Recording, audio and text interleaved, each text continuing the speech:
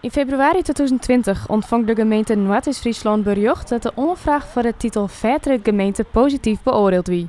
Officieel zou de uitreiking van de titel 9 mei plaatsvinden, maar vanwege het coronavirus wie dat uitstel tot duurt. De gemeente wordt opvangen en begint in onze gemeente. En dat doen we in Marren. En dat doen we op een hele goede manier met elkaar. Freek en ik samen te gaan. Alsjeblieft.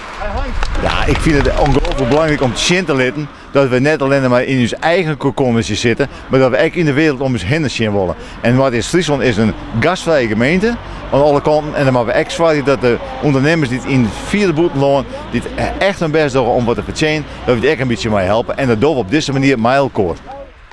Een gemeente krijgt deze titel als er een bepaalde criteria voldien wordt. Ze willen bijvoorbeeld zien naar de belutsenheid van het gemeentelijk bestuur en het aantal bedrijven en organisaties die zich bezighouden met Fairtrade.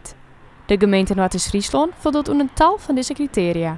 De gemeente voldoet in ieder geval aan alle criteria die te maken hebben met betrokkenheid van maatschappelijke organisaties, bedrijven, winkels, voldoende horeca en dergelijke. Maar ook heel sterk in deze gemeente is de rol van een sterke kernteam. Dat garandeert een bepaalde continuïteit. Maar ook de betrokkenheid en rol van de gemeente in dat geheel is heel belangrijk en is hier heel positief beoordeeld. Maar ook de wijze waarop er in de media aandacht aan wordt gegeven.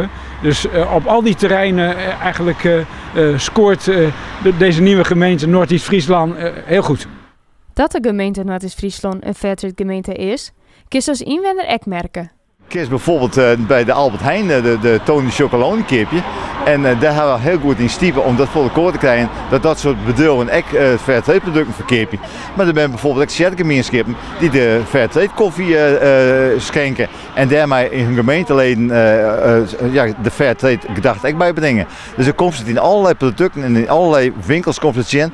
En in uw gemeente is het heel bijzonder, is de horeca goed verzin worden die het Fairtrade producten doet. Dus ook de toeristen die komen in de horeca, die komen er ook mee te krijgen. Maar het is wel dat we Fairtrade gemeente blijven, want je moet het wel onderhouden en je moet nog steeds volle meer ondernemers voor elkaar krijgen dat die erbij komen en dat die meedoen komen. Dus het moet nog, we zijn aan het begin vind ik, maar een hele goede set in, want je moest alles wat naar voor elkaar zitten krijgen. In de 2 oude gemeenten werd de volle Fairtrade weer, ja, dit kon net zo overgenomen worden, dus het moest compleet opnieuw doen. Maar we gaan gewoon door om ondernemers en burgers te goed zin te laten dat Fairtrade iets betekent voor andere mensen, maar ook voor jezelf. Een speciale dag voor de betrokkenen en de gemeente. En in het bijzonder voor wethouder van S. Ja, ik vind het fantastisch, want dit had mijn hart. En ik vind het geweldig hoe de werkgroep het van elkaar maken had.